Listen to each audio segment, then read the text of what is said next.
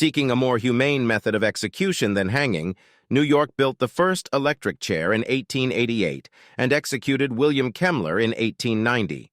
Soon, other states adopted this execution method. Today, electrocution is not used as the sole method of execution in any state.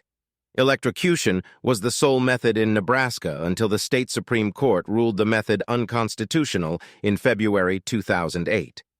For execution by the electric chair, the person is usually shaved and strapped to a chair with belts that cross his chest, groin, legs, and arms. A metal skullcap-shaped electrode is attached to the scalp and forehead over a sponge moistened with saline. The sponge must not be too wet, or the saline short-circuits the electric current, and not too dry, as it would then have a very high resistance. An additional electrode is moistened with conductive jelly, electrocreme, and attached to a portion of the prisoner's leg that has been shaved to reduce resistance to electricity. The prisoner is then blindfolded. After the execution team has withdrawn to the observation room, the warden signals the executioner, who pulls a handle to connect the power supply. A jolt of between 500 and 2,000 volts, which lasts for about 30 seconds, is given.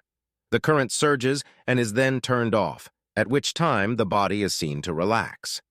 The doctors wait a few seconds for the body to cool down and then check to see if the prisoner's heart is still beating.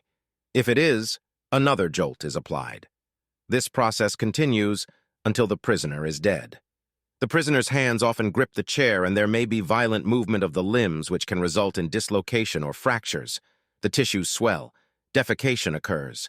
Steam or smoke rises, and there is a smell of burning. U.S. Supreme Court Justice William Brennan once offered the following description of an execution by electric chair. The prisoner's eyeballs sometimes pop out and rest on his cheeks.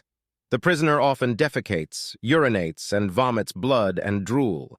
The body turns bright red as its temperature rises, and the prisoner's flesh swells and his skin stretches to the point of breaking. Sometimes the prisoner catches fire. Witnesses hear a loud and sustained sound like bacon frying, and the sickly sweet smell of burning flesh permeates the chamber.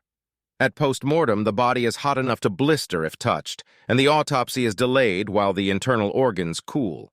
There are third-degree burns with blackening where the electrodes met the skin of the scalp and legs.